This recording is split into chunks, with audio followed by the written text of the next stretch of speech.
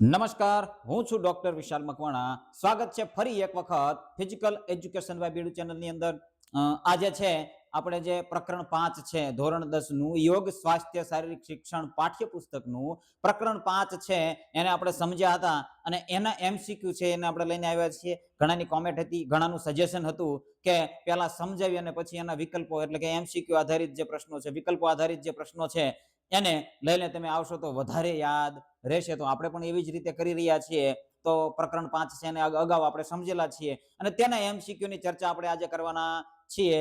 તો શરૂ કરીએ. આજનો આ વિડીયો છે એની અંદર લગભગ 40 જેટલા એમસીક્યુ છે એ પ્રકરણ 5 ના લઈને આપણે આવ્યા છીએ અને મોટા ભાગના એટલે કે અંદરથી જેટલા પણ પ્રશ્નો મેન છે, મુખ્ય પ્રશ્નો છે જે નીકળે છે એની આપણે ચર્ચા કરવાના છીએ અને એ 40 ની અંદર આવી જાય છે. તો પહેલો જ પ્રશ્ન છે કે એક વ્યક્તિને બીજી વ્યક્તિ દ્વારા રોગ લાગુ પડે તેને શું કહેવાય છે? જ્યારે આપણે જે ચેપી રોગ અને બિનચેપી રોગ છે એ આખું પ્રકરણ છે, 5મું પ્રકરણ સમજ્યા એની અંદર સરસ મજાની વ્યાખ્યાઓ પણ બંનેની હતી.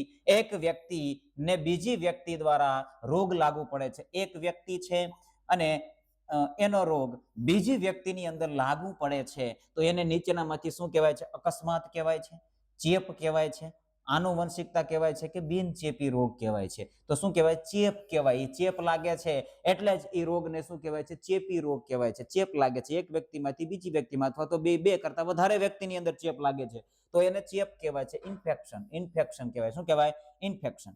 બીજો પ્રશ્ન છે કે કયા સૂક્ષ્મ જીવો વનસ્પતિ વર્ગના છે? વનસ્પતિ વર્ગના છે. કયા સૂક્ષ્મ જીવો એવા છે કે જે વનસ્પતિ વર્ગના છે? પ્રજીવ છે, વિષાણુ છે, બેક્ટેરિયા છે કે મચ્છર છે? તો વનસ્પતિ વર્ગના જે સૂક્ષ્મ જીવ છે એ બેક્ટેરિયા છે. શું છે? બેક્ટેરિયા છે જે વનસ્પતિ વર્ગના છે. ચાલો, તો બેક્ટેરિયા છે વનસ્પતિ વર્ગના છે, ખાસ યાદ રાખવાનું છે.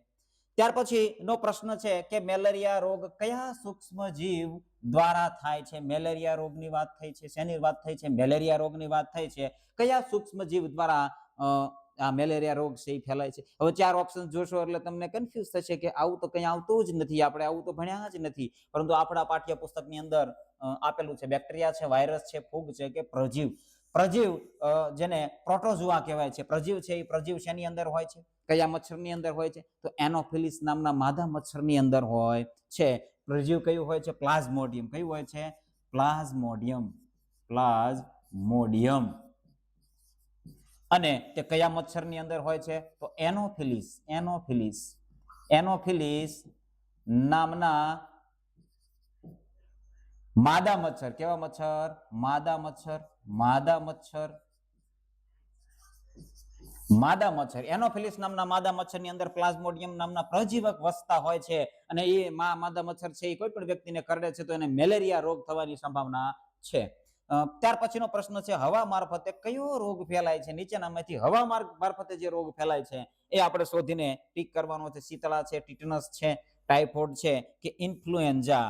શરદી અને ઉધરસનો બંને આ ઇન્ફ્લુએન્ઝા રોગ છે એની અંદર શરદી અને ઉધરસ બંને થતા હોય છે. એટલે ઇન્ફ્લુએન્ઝા છે એ રાઈટ આન્સર બને છે, જે હવા મારફતે રોગ ફેલાય છે. ટાઇફોઇડ છે એ આહાર મારફતે ફેલાય છે. આ ટાઇફોઇડ છે એ શેના મારફતે? ખોરાક અને પાણી, આહાર અથવા પાણી મારફતે. શીતળા રોગ છે એ પણ પ્રજીવક દ્વારા ફેલાય, બેક્ટેરિયા દ્વારા ફેલાય છે, વાયરસ દ્વારા ફેલાય છે. શીતળા છે એ કયા વાયરસ દ્વારા ફેલાય છે? કોની અંદર હોય છે? શીતળા રોગ હવે જો કે નાશપ્રાય એટલે કે નાબૂદી ને આરે છે. આપણા જે કોઈ પણ વ્યક્તિને લગભગ શીતળા રોગ હવે જોવા મળતો નથી. ત્યાર પછીનો પ્રશ્ન છે પ્રત્યક્ષની વાત થાય છે. સ્પર્શ દ્વારા ફેલાતા રોગોને કેવા રોગ કહેવાય છે? પ્રત્યક્ષ સ્પર્શ દ્વારા ફેલાય છે. એક વ્યક્તિ છે બીજા વ્યક્તિ એને ટચમાં આવે છે, સ્પર્શ કરે છે તો કયો રોગ ફેલાય? કેવો રોગ ફેલાય છે? વાયુજન્ય રોગ કહેવાય? તો આ તો હવા જળજન્ય કહેવાય, બિનચેપી કહેવાય કે સ્પર્શજન્ય રોગ કહેવાય, જેને કોન્ટેજિયસ ડિસીઝ કહેવાય છે. કોન્ટેજિયસ ડિસીઝ એટલે કે સ્પર્શજન્ય રોગ કહેવાય છે. હડકાયા કૂતરાના કરડવાથી કયો રોગ થાય છે? હડકાયું કૂતરું કરડે અથવા તો કૂતરા કરડવાથી નીચેનામાંથી કયો રોગ થાય છે? આવો પ્રશ્ન પૂછાય તો તમારે નીચે ઓપ્શન આપ્યા છે, મેલેરિયા છે, પ્લેગ છે, કોલેરા છે કે હડકવા છે. તો હડકવા, હડકાયા કૂતરાથી હડકવા. હડકાયા શબ્દ ન આપ્યો હોય કૂતરા મારફતે તો હડકવા લખવાનો છે. મેલેરિયા મચ્છર દ્વારા ફેલાય છે. પ્લેગ છે એ ઉંદર,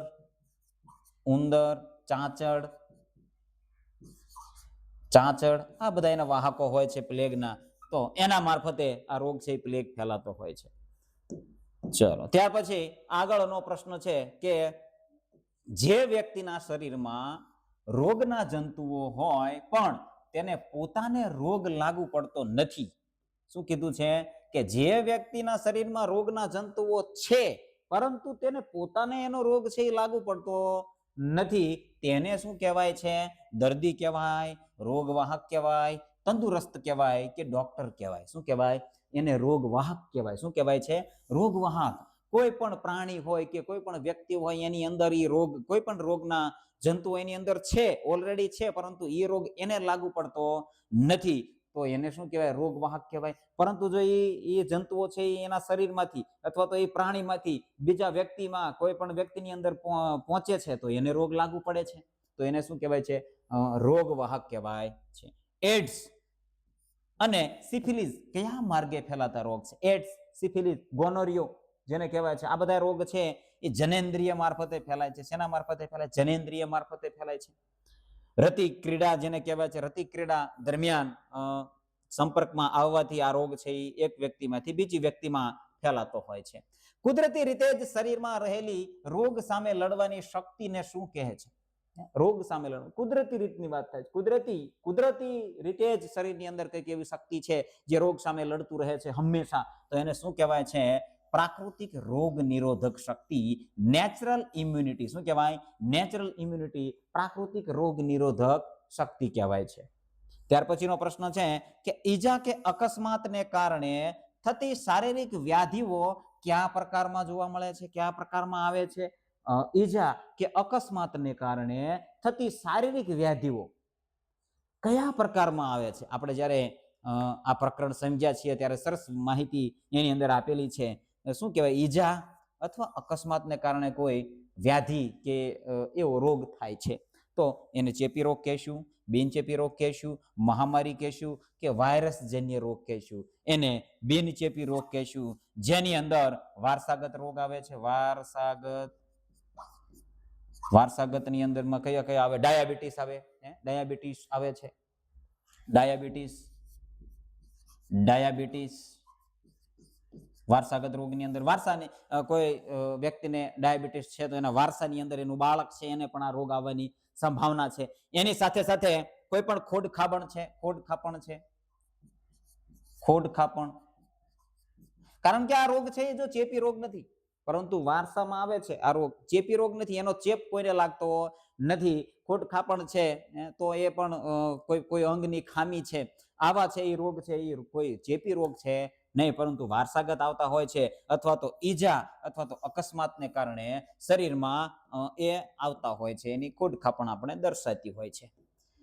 ત્યાર પછીનો પ્રશ્ન છે કે શીતળાના રોગ સામે રક્ષણ મેળવવા માટે કઈ શક્તિ જવાબદાર છે? શીતળાનો રોગ છે એના સામે રક્ષણ મેળવવા માટે કઈ શક્તિ જવાબદાર છે? પ્રાકૃતિક શક્તિ, પ્રાપ્ય પ્રતિરક્ષા શક્તિ, શારીરિક શક્તિ કે માનસિક શક્તિ? તો પ્રાપ્ય એટલે કે પ્રાપ્ત છે, અગાઉથી પ્રાપ્ત આપણી પાસે છે, જેને એક્વાયર્ડ ઇમ્યુનિટી કહેવાય છે, જે આપણે ડેવલપ કરેલી છે. પ્રાપ્ય પ્રતિરક્ષા શક્તિ, જેના માટે શીતળા છે, શીતળાની રસી મૂકવામાં આવે છે તો એ શું કામ? આપણામાં પ્રતિરક્ષા શક્તિ ડેવલપ થાય એટલા માટે. ત્યાર પછીનો પ્રશ્ન છે કયા રોગ માટે લોહીમાં પ્રતિવિષ તૈયાર કરવામાં આવે છે? કયા રોગ માટે? ક્ષય છે, શીતળા છે, પોલિયો છે કે મેલેરિયા છે? જવાબની અંદર આવે છે શીતળા. પ્રતિવિષ તૈયાર કરવામાં આવે છે જેથી કરી શીતળાના જંતુઓ છે એ શરીરમાં પ્રવેશતાની સાથે જ એનો નાશ થઈ જાય, શીતળા રોગ છે એ લાગુ પડે નહીં, એટલા માટે પ્રતિવિષ તૈયાર કરવામાં આવે છે. ત્યાર પછીનો પ્રશ્ન છે રસીકરણમાં રોગના જંતુઓને કઈ અવસ્થામાં શરીરમાં દાખલ કરવામાં? રોગના જંતુઓ જો દરેક રસી છે, રસી કોઈ પણ પ્રકારનો ડોઝ છે અથવા તો રસીકરણમાં રસી છે, કોઈ પણ પ્રકારની રસી, કોઈ પણ રોગની રસી હોય એની અંદર શું હોય છે, શું કામ એની અંદર કેટલાક જો આપણે ઓપ્શન જોઈશું એટલે ખ્યાલ આવશે કે જીવંત અને સક્રિય, એટલે કે જે જંતુઓ છે એ જીવંત અને સક્રિય હોય છે, જંતુઓ છે એ ખૂબ જ શક્તિશાળી હોય છે, એ જંતુઓ છે એ મારી નાખેલા અથવા તો નબળા પાડેલા હોય છે, એ જંતુઓ છે એ માત્ર સુસુપ્ત અવસ્થાવાળા હોય છે. તો એ જંતુઓ છે એ કેવા હોય છે? મારી નાખેલા હોય છે અથવા તો નબળા પાડેલા હોય છે, જેથી એના સામે આપણી એક્વાયર ઇમ્યુનિટી છે, જે હમણાં આપણે જોયું કે એક્વાયર ઇમ્યુનિટી છે એ પ્રાપ્ય પ્રતિરક્ષા શક્તિ છે આપણી કેળવાય. શું કામ? કારણ કે કોઈ પણ રોગની રસી લેવાની છે એનો ઉદ્દેશ્ય શું છે? પ્રાપ્ય પ્રતિરક્ષા શક્તિને જાગૃત કરવી અથવા તો કેળવવી. તો એની અંદર મારી નાખેલા જંતુઓ હોય છે અથવા નબળા પાડેલા જંતુઓ હોય છે, જેથી કરી આપણી શરીરની શારીરિક શક્તિ છે, પ્રતિરક્ષા શક્તિ છે એ ડેવલપ થાય છે, એ એવા પ્રકારના જંતુઓ સામે લડવા માટે ટૂંકમાં કહીએ તો પ્રેક્ટિસ કરે છે. એવા જંતુઓ આવે તો એના સામે લડવાની પ્રેક્ટિસ કરે છે. આ પણ સામાન્ય શબ્દની અંદર આપણે સમજી શકીએ. ક્ષય છે, ટીબી, ક્ષય ના રોગ સામે રક્ષણ મેળવવા માટે કઈ રસી, ટીબી માટેની કઈ રસી છે? ટીબી માટેની, ક્ષય એટલે ટીબી, ટીબી માટેની કઈ રસી છે? ડીપીટી છે, ઓપીવી છે, બીસીજી છે કે ઓરી છે? જવાબની અંદર આવે છે બીસીજી. ક્ષય ટીબી માટે કઈ છે? બીસીજી. બીસીજી ની રસી શેના માટે? ક્ષય માટે. ક્ષય બીસીજી યાદ રાખવાનું છે. ટીબી, ટીબી ની અંદર બી આવે છે તો બીસીજી, ટીબી ની અંદર બી આવે છે તો બીસીજી, ખાસ યાદ રાખી લેવાનું છે ભૂલ્યા વગર. ટીબી ની અંદર બી આવે છે એટલે બીસીજી. ચાલો, ત્યાર પછી ઓપીવી. હવે શું આવે છે? ઓપીવી. ઓપીવી રસી કયા રોગ સામે રક્ષણ મેળવવા માટે છે? ધનુર, બાળ લકવા, પોલિયો, ઊંટાંટિયું કે ઓરી? ઓપીવી માં પી આવે છે, પી થી યાદ રાખવાનું છે પોલિયો, બાળ લકવા, પોલિયો. ઓપીવી માં શું આવે છે? પી આવે છે, તો પી થી શું લખવાનું છે? યાદ રાખવાનું છે પોલિયો. પોલિયો અને ગુજરાતીમાં શું કહેવાય છે? બાળ લકવો. શું કહેવાય? બાળ લકવો.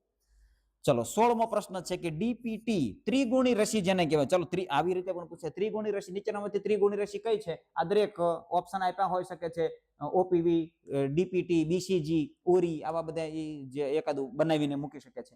તો ડીપીટી છે એ ત્રિગુણી રસી છે.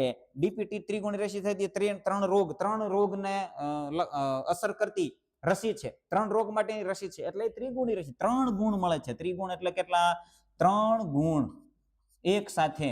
આ એક રસી લેવાથી 3 ગુણ એક સાથે કેળવાય છે. 3 રોગ સામે લડવા માટેની શક્તિ ઉત્પન્ન થાય છે આપણા શરીરની અંદર. તો એ કયા 3 રોગનો સામે રક્ષણ આપે છે? એ કયા 3 રોગ છે? તો પોલિયો, ઓરી, મેલેરિયા, ડિપ્થેરિયા, કાળી ખાંસી, ધનુર, ક્ષય, શીતળા, ટાઇફોઇડ, કમળો, કોલેરા, ધનુર. જવાબની અંદર આવે છે ડિપ્થેરિયા, કાળી ખાંસી અને ધનુર. ડિપ્થેરિયા છે, ડિપ્થેરિયા, પછી કાળી ખાંસી અને ધનુર. ધનુરને શું કહેવાય છે? ટીટનસ. શું કહેવાય? ટીટનસ, અંગ્રેજી અંદર ટીટનસ. ડિપ્થેરિયા, પરટુટીસ, આને કંઈક પરટુટીસ કે આવું કંઈક કહેવાય છે. છતાંય કોઈને ખ્યાલ હોય તો કોમેન્ટ અંદર જણાવજો. પરટુટીસ, કાળી ખાંસીને શું કહેવાય અંગ્રેજીમાં? પરટુટીસ, એટલે કે પી, પી થી પરટુટીસ. ડિપ્થેરિયા, ડી થી ડિપ્થેરિયા, પી થી પરટુટીસ, ટીટનસ, ધનુર એટલે ટીટનસ. તો ડિપ્થેરિયા, જો ડી થી ડિપ્થેરિયા યાદ રાખવાનું. એક યાદ રાખશો એટલે ઓપ્શનની અંદર દરેક આવી જશે. ખ્યાલ આવે છે? ડિપ્થેરિયા, પરટુટીસ, ધનુર. ડિપ્થેરિયા થી ડી થી યાદ રાખવાનું. ડીપીટી ત્રિગુણી રસી છે. ત્રિગુણી રસી છે કયા કયા? ડિપ્થેરિયા, કાળી ખાંસી અને ધનુર. ખાસ યાદ રાખવાનું છે. ચલો, બીજો બુસ્ટર ડોઝ છે. બીજો બુસ્ટર ડોઝ છે એટલે કે રસી છે કયા વર્ષની ઉંમરે આપવામાં આવે છે? બીજો બુસ્ટર ડોઝ રસી છે એ કયા વર્ષની ઉંમરે આપવામાં આવે છે? 1 થી 2 વર્ષ, 2 થી 3 વર્ષ, 5 થી 6 વર્ષ, 10 થી 15 વર્ષ. જવાબની અંદર આવે છે 5 થી 6 વર્ષની ઉંમરે બીજો બુસ્ટર ડોઝ આપવામાં આવે છે. ત્યાર પછીનો પ્રશ્ન છે 18મો. ગર્ભવતી માતાને ધનુર સામે રક્ષણ આપવા માટે કઈ રસી આપવામાં આવે છે? ગર્ભવતી માતાને ધનુર સામે રક્ષણ આપવા માટે કઈ રસી આપવામાં આવે છે નીચેનામાંથી? ટીટી, બીસીજી, ઓરી કે ઓપીવી? ધનુર સામે રક્ષણ આપવા માટે ટીટી, આ યાદ રાખવાનું છે. આ નવું છે, અગાઉ આપણે ઓપ્શનની અંદર ચર્ચા કરી. ટીટી, ટીટનસ, શું છે? ટીટનસ. ટીટનસ. ટીટનસ ગર્ભવતી માતાને ધનુર સામે રક્ષણ આપવા માટે ટીટનસની માત્ર ધનુર સામે રક્ષણ આપવા માટેની છે, એટલે ટીટનસ. ટીટી. ટીટી યાદ રાખવાનું. TT table tennis. ટીટી ગર્ભવતી માતાને કઈ રસી આપવામાં આવે છે? ધનુર માટે. ટીટી. ચાલો, 19મો પ્રશ્ન છે, કઈ રસી મોઢા વાટે, કઈ રસી મોઢા વાટે ટીપા સ્વરૂપે આપવામાં આવે છે? ચલો, ટીપા, બુંદ બુંદ. પોલિયો રવિવાર આવી એડવર્ટાઈઝ આવતી હતી, અને ટીપા, 2 ટીપા રવિવારે હંમેશા આ રસી છે એ આપવામાં આવતી હતી. BCG, DTP, polio. Polio. OPV શું છે? પોલિયો. ઓપીવી. જો આ પોલિયો નો આપ્યું હોય એની જગ્યાએ માત્ર ઓપીવી આપ્યું તો એ પણ યાદ રાખો. ઓપીવી. ઓપીવી ટીપા સ્વરૂપે આપવામાં આવે છે પોલિયો. બાળ લખવા માટે કઈ રસી છે? ઓપીવી. વિદ્યાર્થીઓમાં વિટામિન એ ની ખામી અને એનિમિયા તપાસવા માટે શું જરૂરી છે? વિટામિન એ ની ખામીથી કયો રોગ થાય છે? રતાંધળાપણો. રતાંધળાપણું રોગ થાય છે. રતાંધળાપણું આવે છે. આંખની બીમારી થાય છે, ટૂંકમાં કહીએ તો. આંખ નબળી બને છે. વિટામિન એ ની ખામીથી આંખ નબળી બને છે. અને એનિમિયા છે એને તપાસ કરવા માટે કયો રસીકરણ કરવું જોઈએ? રમતગમત કરવી જોઈએ? માત્ર ખોરાક લેવો જોઈએ કે નિયમિત સ્વાસ્થ્યનું પરીક્ષણ કરવું જોઈએ? નિયમિત સ્વાસ્થ્યનું પરીક્ષણ કરવાથી જે પણ ખામી છે એને દૂર કરી શકાય છે. એનો આહાર લઈ શકાય છે, જેમ કે વિટામિન એનો ભરપૂર સ્ત્રોત હોય. ધારો કે ગાજર. વિટામિન નો સ્ત્રોત કયો છે? સૌથી ગાજર. ભરપૂર પ્રમાણમાં વિટામિન એનો સ્ત્રોત ગાજર છે. તમે ગાજર ખાતા રહેશો એટલે વિટામિન એ ની ખામી થશે નહીં. ચાલો, ત્યાર પછીનો પ્રશ્ન છે કે ભારતમાં વર્ષ 2001 ની અંદર 2001 થી 2005 ના ગાળામાં મૃત્યુ દર લગભગ રસીકરણ કેટલા ટકા થયો? રસીકરણ છે એ કેટલા ટકા હતો? આવો પ્રશ્ન પૂછ્યો છે. 2001 થી 2005 ના ગાળામાં રસીકરણ કેટલા ટકા હતો? 6.98%, 8.1%, 7.45% કે 8.74%? 8.1% હતો. કેટલો હતો? આપણા પાઠ્યપુસ્તકની ચાર્ટ આપેલો છે. ચાર્ટ તમે જોઈ શકો છો. એની અંદર ઘણી બધી ડિટેલની અંદર માહિતી આપેલી છે. તમે એની અંદર નજર ફેરવી શકો છો. 22મો પ્રશ્ન છે કે 2011-12 માં ભારતનો સરાસરી મૃત્યુ દર કેટલા ટકા હતો? સરાસરીની વાત આવી છે. મૃત્યુ દર ટકા 2011-12 માં જે ચાર્ટ આપેલો છે એ 2012 સુધીનો છે. લગભગ 2002 થી 2012 સુધીનો ચાર્ટ આપેલો છે આપણા પાઠ્યપુસ્તકની અંદર. તો 2012 ની અંદર કેટલો સરાસરી મૃત્યુ દર આંક હતો? 6.58%, 8.23%, 7.45% કે 7.48%? જવાબની અંદર આવે છે 7.45%. 7.45%. 7.45%. ચાલો, યાદ રાખવાનું છે. આવી માહિતી છે, આંકડાકીય માહિતીને ગોખવી પડે, નહીતર યાદ રહેશે નહીં. ત્યાર પછીનો પ્રશ્ન, નીચેનામાંથી કયો કાર્યક્રમની વાત થઈ છે? પ્રજનન બાળ સ્વાસ્થ્ય કાર્યક્રમ હેઠળ આવતો નથી. શેને હેઠળ આવતો નથી? પ્રજનન બાળ કાર્યક્રમ હેઠળ. પ્રજનન બાળ સ્વાસ્થ્ય કાર્યક્રમ હેઠળ આવતો નથી. નીચેનામાંથી 3 એવા ઓપ્શન છે જે પ્રજનન બાળ સ્વાસ્થ્ય કાર્યક્રમની હેઠળ આવે છે. એક છે જે નથી આવતું, એ આપણે શોધવાનું છે. રસીકરણ છે, કુટુંબ કલ્યાણ કાર્યક્રમ છે, મેલેરિયા નાબૂદી કાર્યક્રમ છે, વિટામિન એ ની ખામીનું નિયંત્રણ કરવું. તો આમાંથી મેલેરિયા નાબૂદી કાર્યક્રમ છે એ પ્રજનન બાળ સ્વાસ્થ્ય કાર્યક્રમ હેઠળ આવતો નથી. મેલેરિયા નાબૂદી કાર્યક્રમ એક અલગ કાર્યક્રમ છે, જેનો આગળ ચર્ચા આવશે.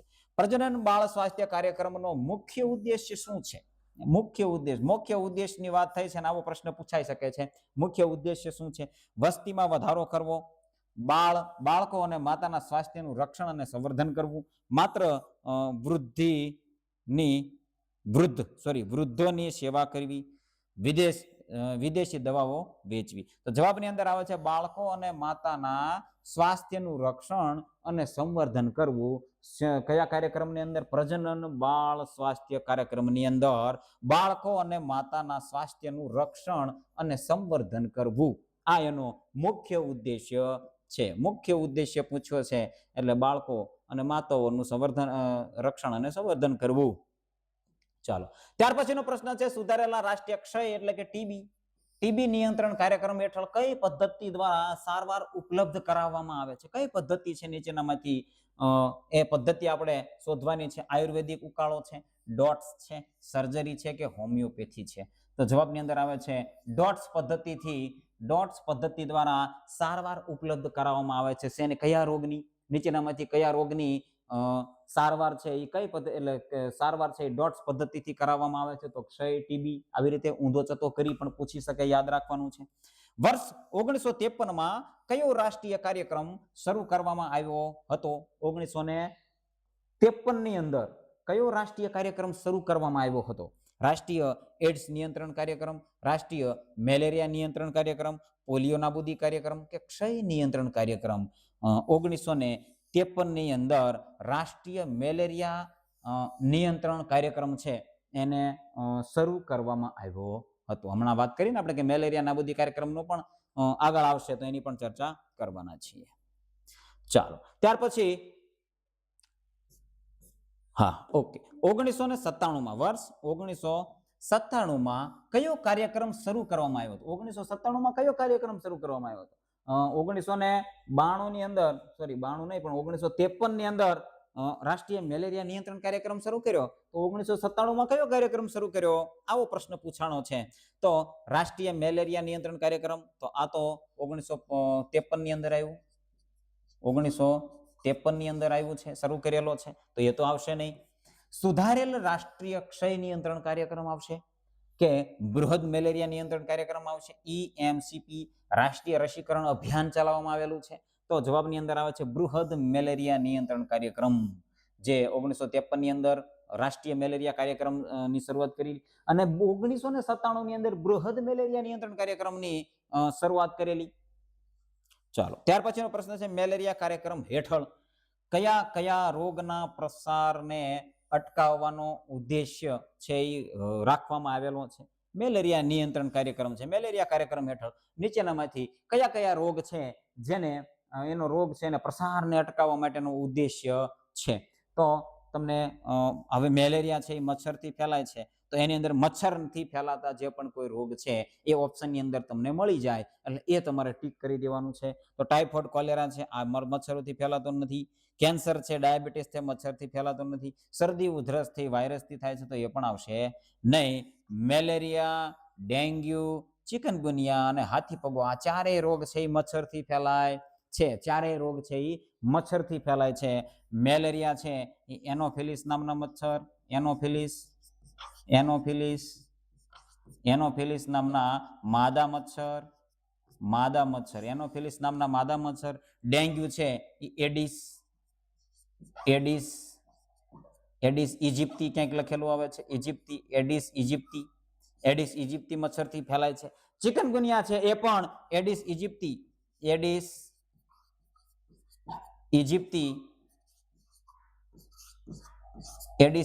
અને એક બીજું મચ્છર છે એડિસ, મેં લખીને રાખ્યું હતું, મને પણ યાદ રહેતું નથી. અલ્બોપિક્સ, કેવું છે? અલ્બોપિક્સ, એડિસ અલ્બોપિક્સ. ચલો, આ તો મચ્છર આવ્યા છે, સાથે સાથે અલ્બોપિક્સ, એડિસ અલ્બોપિક્સ અને એડિસ ઇજિપ્તી થી ચિકનગુનિયા બે મચ્છરથી ફેલાય છે. અને હાથીપગો જે છે એ ક્યુલેક્સ મચ્છર, કયો? ક્યુલેક્સ મચ્છરથી ફેલાય છે. કદાચ ન અહીંયા દેખાતું હોય તો ફરીથી લખી દઉં છું, ક્યુલેક્સ મચ્છર. ચલો, કદાચ લખાણમાં થોડું આખું પાછું હોય, પરંતુ આ મચ્છર છે ક્યુલેક્સ, હાથીપગો છે ક્યુલેક્સ મચ્છરથી ફેલાય છે. ચિકનગુનિયા છે એડિસ ઇજિપ્તી અને એડિસ અલ્બોપિક્સ મચ્છરથી ફેલાય છે. ડેન્ગ્યુ છે એડિસ ઇજિપ્તી મચ્છરથી ફેલાય છે. એનોફિલિસ નામના માદા મચ્છરથી મેલેરિયા ફેલાય છે. આટલું યાદ રાખવાનું છે. રોગ આવ્યા છે તો સાથે સાથે એ પણ આપણે થોડી ચર્ચા કરતા જઈએ, જેથી આપણને એ પણ યાદ રહી શકે. ત્યાર પછીનો પ્રશ્ન છે ભારતમાં રાષ્ટ્રીય એડ્સ નિયંત્રણ કાર્યક્રમનો પ્રથમ તબક્કો ક્યારે શરૂ કરવામાં આવ્યો હતો? પ્રથમ તબક્કાની વાત થાય છે એપ્રિલ 1990 ની અંદર, એપ્રિલ 1992 ની અંદર, જાન્યુઆરી 1995 ની અંદર, ઓગસ્ટ 1947 ની અંદર. એપ્રિલ 1992 ની અંદર એડ્સ નિયંત્રણ કાર્યક્રમનો પ્રથમ તબક્કાની વાત થાય છે. પ્રથમ તબક્કો શરૂ કરવામાં આવેલો હતો. ખાસ યાદ રાખવાનું છે, NACO દ્વારા એડ્સ નિયંત્રણ માટે કઈ સંસ્થાઓની રચના કરવામાં આવી હતી? NACO દ્વારા એડ્સ નિયંત્રણ માટે કઈ સંસ્થાઓની રચના કરવામાં આવી હતી? ગ્રામ પંચાયત, મેડિકલ કોલેજ, રાજ્ય એડ્સ નિયંત્રણ સોસાયટી, લાયસન્સ ક્લબ. તો આવું બધું કંઈ આવતું નથી. રાજ્ય એડ્સ નિયંત્રણ સોસાયટીની રચના કરવામાં આવી. કોના દ્વારા? NACO દ્વારા એડ્સ નિયંત્રણ માટે કઈ સંસ્થા રાજ્ય એડ્સ નિયંત્રણ સોસાયટીની રચના કરવામાં આવી. ચાલો ત્યાર પછી આગળ ઘણા પ્રશ્નો ઘણા ડિફિકલ્ટ છે, યાદ રહી શકે એવા પણ નથી, છતાંય આપણે એને યાદ રાખવાના છે. પ્રશ્ન પૂછાય તો આપણો માર્ક કપાવવો જોઈએ નહીં. ભારત સરકારે નવી રાષ્ટ્રીય સ્વાસ્થ્ય નીતિની વાત થઈ છે, તો જાહેર કઈ સાલમાં કરી હતી? કઈ સાલમાં કરી હતી? 2000 ની અંદર, ઈસવીસન 2002, ઈસવીસન 2010, ઈસવીસન 2005 ની અંદર? તો જવાબ આવશે ઈસવીસન 2002 ની અંદર નવી રાષ્ટ્રીય સ્વાસ્થ્ય નીતિ જાહેરાત કરી હતી. કઈ સાલની અંદર? ઈસવીસન 2002 ની સાલની અંદર. 32મો પ્રશ્ન છે કે રાષ્ટ્રીય સ્વાસ્થ્ય નીતિ અંતર્ગત વર્ષ 2010 સુધીમાં સ્વાસ્થ્ય ક્ષેત્રે ખર્ચની રકમમાં કેટલો વધારો કરવામાં આવ્યો હતો? કેટલો વધારો રાષ્ટ્રીય સ્વાસ્થ્ય નીતિ અંતર્ગત 2010 સુધીમાં? 2002 માં અમલ થયો એટલે કે બહાર પડી અને 2010 સુધીમાં સ્વાસ્થ્ય ક્ષેત્રે કેટલો ખર્ચ વધારવાનું આયોજન કરવામાં આવ્યું હતું? કેટલો ખર્ચ વધારવાનો હતો? 2 ગણો, 3 ગણો, 4 ગણો કે 5 ગણો? જવાબની અંદર આવે છે 2 ગણો ખર્ચ છે એ વધારવાની વાત કરવામાં આવી હતી. ચાલો ત્યાર પછીનો પ્રશ્ન છે કે સ્વાસ્થ્ય ક્ષેત્રના અંદાજિત ખર્ચમાંથી કેટલા ટકા ભંડોળ પ્રાથમિક ચિકિત્સા ઉપર ખર્ચ કરવાની જોગવાઈ કરવામાં આવી છે? સ્વાસ્થ્ય ક્ષેત્રના અંદાજિત ખર્ચમાંથી કેટલા ટકા ભંડોળ પ્રાથમિક ચિકિત્સા ઉપર ખર્ચ કરવાની જોગવાઈ કરવામાં આવી હતી? કેટલા ટકા? 45%, 50%, 55% કે 60%? જવાબની અંદર આવે છે 55%. 50% થી વધારે 55%. યાદ રાખવાનું છે, કોઈ પણ રીતે યાદ રાખી શકો છો. ત્યાર પછીનો પ્રશ્ન છે મેલેરિયા રોગ શાના દ્વારા ફેલાય છે? ચલો, મેલેરિયા શાના દ્વારા ફેલાય છે? મચ્છર દ્વારા. થોડો ઈજી પ્રશ્ન છે, કયા મચ્છર દ્વારા એ આપણે આગળ જોયું. ત્યાર પછીનો પ્રશ્ન છે કે ગ્રામીણ સ્વાસ્થ્ય સંરચનામાં આશરે કેટલી જનસંખ્યા વચ્ચે એક પ્રાથમિક આરોગ્ય કેન્દ્ર હોવું જોઈએ? જો એક પ્રાથમિક આરોગ્ય કેન્દ્ર છે એ કેટલી જનસંખ્યા હોય ત્યારે એક પ્રાથમિક આરોગ્ય કેન્દ્ર છે એ ફાળવવામાં આવે છે? પોપ્યુલેશન હેલ્થ સેન્ટર,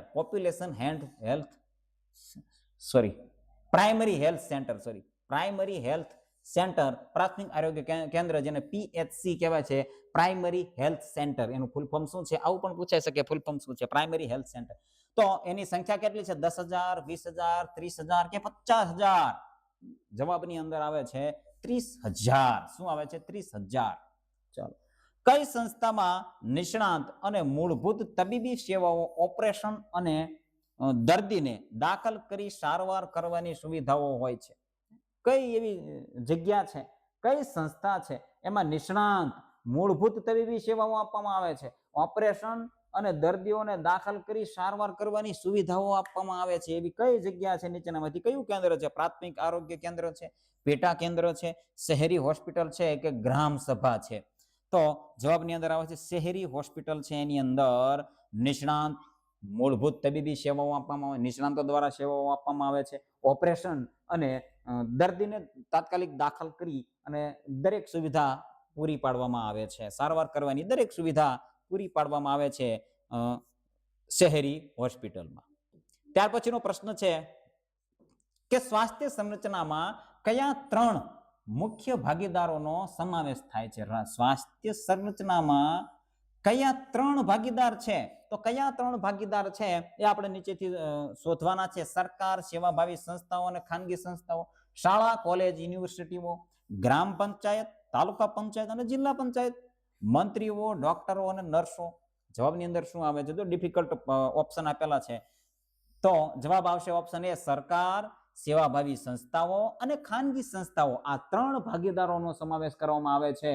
જેમાં સ્વાસ્થ્ય સંરચનામાં મુખ્ય 3 ભાગીદારો છે, સરકાર, સેવાભાવી સંસ્થાઓ અને ખાનગી સંસ્થાઓ. આ 3 મુખ્ય ભાગીદારો છે.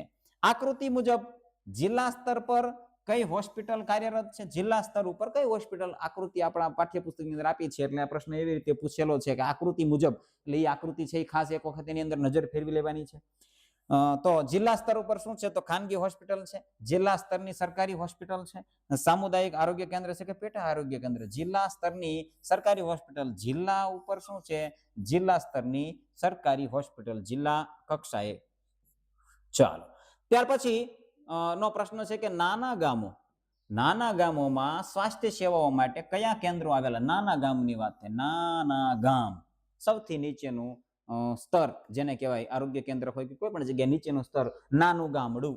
તો મલ્ટી સ્પેશિયાલિટી હોસ્પિટલ ત્યાં હશે, બ્લડ બેંક ત્યાં હશે, નાના ગ્રામ સ્તરે પેટા કેન્દ્રો હશે કે મેડિકલ કોલેજ હશે? તો પેટા કેન્દ્રો, માત્ર પેટા કેન્દ્રો ઓપ્શનની અંદર આપ્યું હોય તો પણ યાદ રાખવાનું પેટા કેન્દ્રો. પ્રાથમિક આરોગ્ય કેન્દ્ર છે એના પેટા કેન્દ્રો હોય છે જે નાના ગામમાં ખોલવામાં આવે છે અથવા તો ડેવલપ કરવામાં આવે છે. તાત્કાલિક સેવાઓ માટે સરકાર દ્વારા કઈ સુવિધા ઉપલબ્ધ કરાવાય છે? તાત્કાલિક સારવાર માટે નીચેનામાંથી કઈ સેવા છે એ ઉપલબ્ધ કરવામાં આવેલી છે? 101, 100 નંબર, 108 અને ખિલખિલાટ, 181 અને 109 માત્ર રેલવે હેલ્પલાઇન નંબર. તો 108 ઇમરજન્સી સેવા અને ખિલખિલાટ બાળકો માટે, નાના બાળકો માટે, ગર્ભવતી મહિલાઓ માટે ઉપયોગી. તો આ બંને છે એ તાત્કાલિક સેવાઓ માટે સરકાર દ્વારા સુવિધા ઉપલબ્ધ કરાવવામાં આવેલી છે. તો આપણે યાદ રાખવાનું છે. જોકે અહીંયા આપણે આજનો જે MCQ છે એટલે કે જે 5મું પ્રકરણ છે એના મોટા ભાગના એમાંથી જે મુખ્ય પ્રશ્નો છે એને આવરી લેવામાં આવેલા છે અને એની ચર્ચા પણ કરેલી છે. તો આજના વિડીયોની અંદર બસ આટલું જ. વિડીયો ગમ્યો હોય તો લાઈક જરૂર કરી દેજો અને ચેનલને હજુ સુધી સબસ્ક્રાઇબ ના કરી હોય તો સબસ્ક્રાઇબ કરી દેજો. ટાટ સેક્રેટરીની તૈયારી કરતા મિત્રો સુધી આ વિડીયો છે એને પહોંચાડો, આ ચેનલ છે એને પહોંચાડો અને એમને પણ આ ચેનલ સાથે જોડો. તો આજના વિડીયોની અંદર બસ આટલું જ. બન્યા રહેજો આ ચેનલની અંદર. જય હિન્દ.